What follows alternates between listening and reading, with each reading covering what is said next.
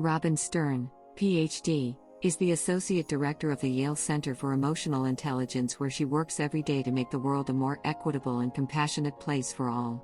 Robin is also psychoanalyst with 3 decades of experience treating individuals and couples.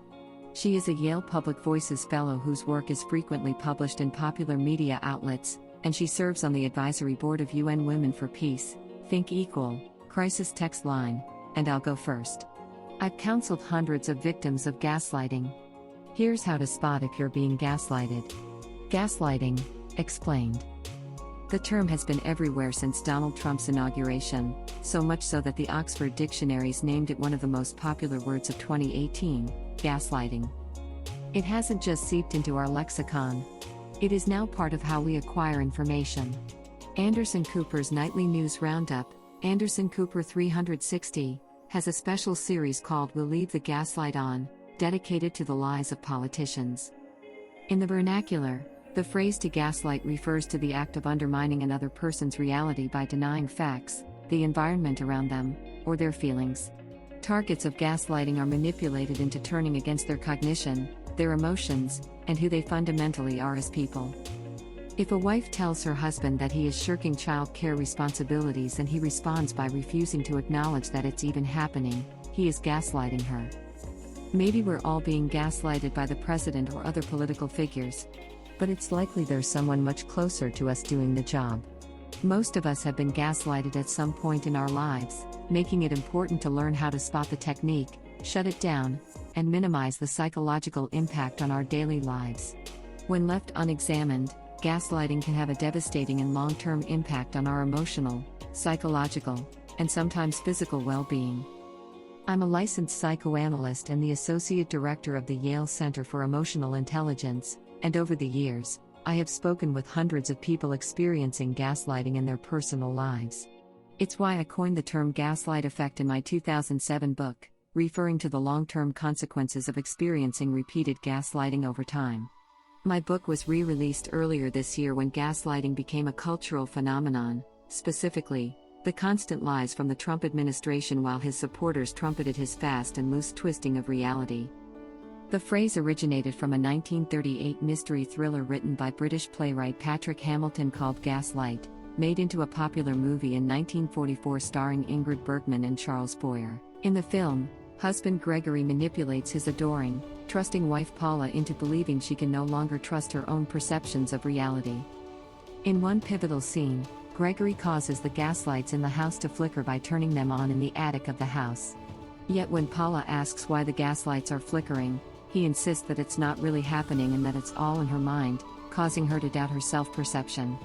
Hence the term gaslighting was born. The term appeared in academic discourse before it hit the mainstream. Its use goes back as far as 1980 in academic journal articles about women's socialization. Experts postulated that women were trained to long and hunger for relationships and connection, a conditioning that made them vulnerable to exploitation of their attachment, which is exactly what gaslighting is. It's unclear when exactly the term seeped into the world of popular psychology, but it's now frequently employed in couples counseling and self-help books to describe a specific type of toxic relationship. Gaslighting in interpersonal relationships often develops or builds on an existing power dynamic. While it's most common in romantic settings, gaslighting can happen in any kind of relationship where one person is so important to the other that they don't want to take the chance of upsetting or losing them, such as a boss, friend, sibling, or parent. Gaslighting happens in relationships where there is an unequal power dynamic and the target has given the gaslighter power and often their respect. The question remains, though, how does someone become a gaslighter? How can you spot when it happens to you? And once you identify it, how do you deal with it? The Gaslight Tango. Years ago, I worked with a couple, Janine and Dan, both high achievers in their 40s living in Philadelphia. Their names have been changed to protect their identities. The couple was enjoying their newlywed life until the gaslighting started. Dan would frequently comment about how Janine didn't have anything to contribute to their financial picture.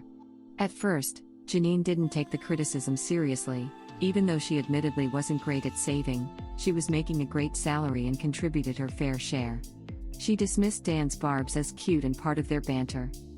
When they had kids and decided that Janine would stay home and care for them, Dan took a higher paying job that involved a lot of travel. That's when Janine began to notice that he was growing distant, a claim he immediately dismissed. She also noticed that Dan would take out large withdrawals from their joint account while he was on the road, even though he would insist that money was tight when he was at home.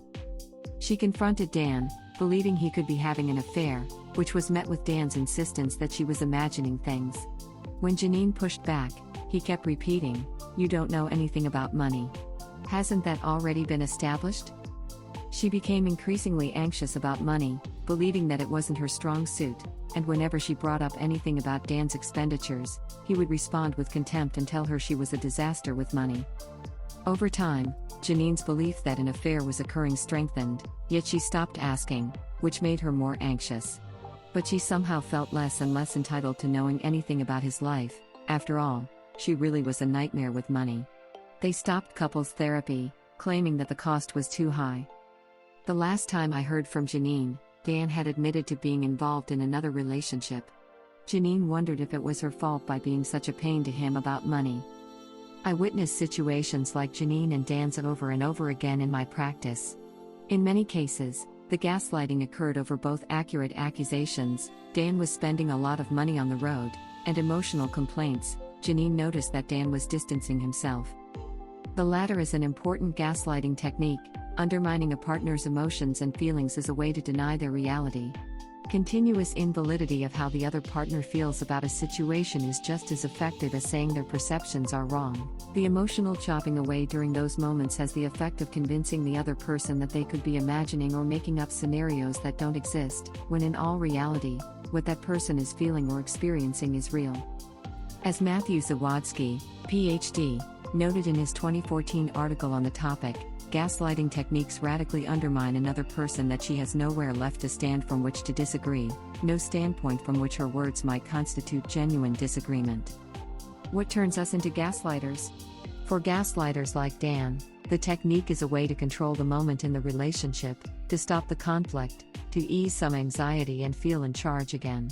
It's a way for someone to deflect responsibility and to tear down someone else, all the while keeping the other person hooked, especially if what they are hooked on is the desperate need to please another person, or prove that person wrong. People aren't born gaslighters like they are born introverts or extroverts. A gaslighter is a student of social learning. They witness it, feel the effects of it, or stumble upon it and see that it is a potent tool. It's a cognitive strategy for self-regulation and co-regulation. To be frank, it works. The gaslighter may not even know he is doing anything strategic or manipulative. He lacks self-awareness and may just think he is expressing himself directly, or is prone to unflinching honesty, saying it like it is. For example, if a gaslighter's partner asks where he's been when he comes home at midnight, a gaslighter might accuse their partner of caring too much about punctuality, then justify it to themselves by asking, "What's wrong with telling someone there's something wrong with them?" It's his way of making sense of why his partner is upset with his lateness and to put the conversation, and himself, to bed. Gaslighters are people, too. For many, gaslighting could be a bad habit picked up from the relationships they grew up around. If a gaslighter's partner, friend, or parent is willing to do the hard work of changing the way they argue or interact with them, change is possible. But it can be difficult to achieve this if they continue to buffer you from your own reality. How do you recognize that gaslighting is happening? Take a look at the list below. If any part of the list resonates with you, you may be involved in a gaslighting relationship and need to look further. You ask yourself, am I too sensitive? Many times per day. You often feel confused and even crazy in the relationship. You're always apologizing. You can't understand why you aren't happier. You frequently make excuses for your partner's behavior. You know something is wrong but you just don't know what. You start lying to avoid put-downs and reality twists. You have trouble making simple decisions. You wonder if you are good enough. While all of these symptoms can occur with anxiety disorders, depression, or low self-esteem, the difference with gaslighting is that there is another person or group that's actively engaged in trying to make you second-guess what you know is true. If you don't typically experience these feelings with other people but do with one particular individual, then you might be a victim of gaslighting. Some common phrases you might hear from your gaslighter are, "You're so sensitive." You know that's just because you are so insecure. Stop acting crazy. Or, you sound crazy, you know that, don't you? You are just paranoid. You just love trying to throw me off track. I was just joking. You are making that up. It's no big deal. You're imagining things. You're overreacting. You are always so dramatic. Don't get so worked up. That never happened. You know you don't remember things clearly. There's no pattern. Or, you are seeing a pattern that is not there. You're hysterical. There you go again, you are so ungrateful. Nobody believes you, why should I? In what context are you hearing these phrases? Typical triggers that create a stressful environment that can lead to gaslighting include topics such as money, sex, your families of origin, or habits you came into the relationship with. It's also worth noting that in my practice, the gaslighter is typically a man and the gaslightee is typically a woman. In my clinical experience, many women are socialized to doubt themselves and continually apologize for disagreeing or upsetting their partners. Men are not. What to do if you're getting gaslighted?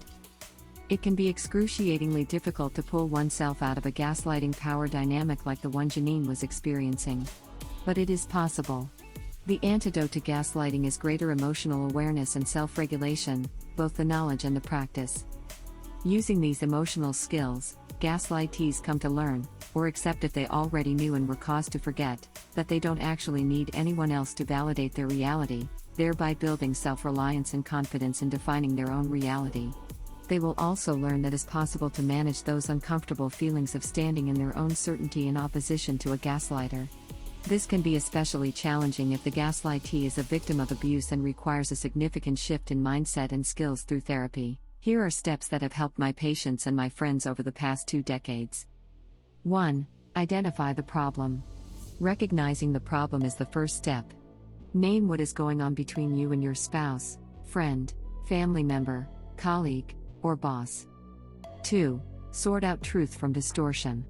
Write down your conversation in a journal so you can take an objective look at it. Where is the conversation veering off from reality into the other person's view? Then after you look at the dialogue, write down how you felt. Look for signs of repeated denial of your experience. 3. Figure out if you are in a power struggle with your partner. If you find yourself having the same conversation over and over again and can't seem to convince them to acknowledge your point of view, you might be getting gaslighted. 4. Engage in a mental exercise to encourage a mindset shift. Visualize yourself without the relationship or continuing it at much more of a distance. Importantly, cast the vision in a positive light, even if it causes you to feel anxiety. Think down the road when you will have your own reality, social support, and integrity. 5. Give yourself permission to feel all your feelings. Accept and acknowledge that what you feel is okay. I recommend tracking your feelings. Consider trying the Mood Meter app that Mark Brackett and I developed at the Yale Center for Emotional Intelligence. It's an easy way to facilitate your learning about your emotions and track your patterns, allowing you to learn what triggers your feelings and gives helpful strategies to shift your moods. 6. Give yourself the okay to give something up. Part of what makes it painful and challenging to leave a gaslight relationship is that the gaslighter may be the someone you have committed to, such as your best friend, your mom, your sister or brother. It's okay to walk away from toxicity, regardless of the source. 7. Talk to your close friends. Ask them if you seem like yourself and do a reality check on your spouse's behavior. Ask them to be brutally honest. 8. Focus on feelings instead of right and wrong. It's easy to get caught up in wanting to be right or spend endless hours ruminating about who's right. But determining who is right and wrong is less important than how you feel. If your conversation leaves you feeling bad or second-guessing yourself, that's what you need to pay attention to. Having a sense of psychological and emotional well-being in a relationship is more important than who is right or wrong in any conversation. 9. Remember that you can't control anyone's opinion, even if you are right. You may never get your friend or your boss or your partner to agree that you aren't too sensitive or too controlling or too anything. You need to let go of trying, as maddening as this can be. The only person whose opinion you can control is your own. 10. Have compassion for yourself. This is really hard even when you are not in a compromising dynamic.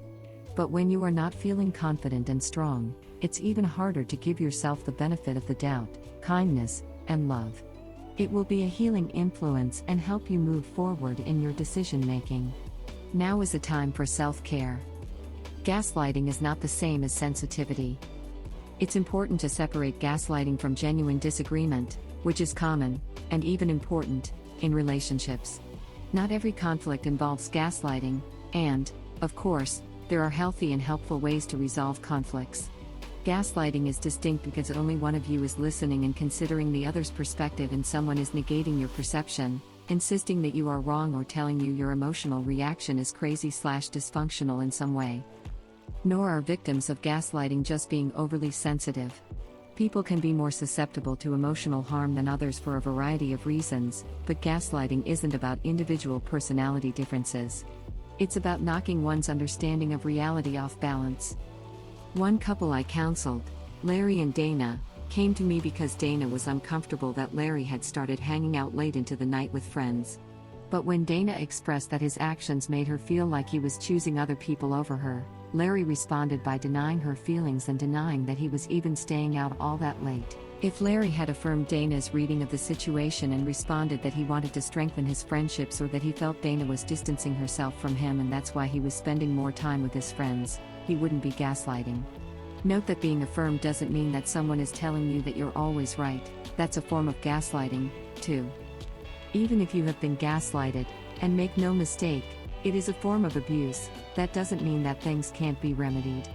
For one, through increased emotional awareness and learning to identify the gaslighting, you can learn to validate yourself.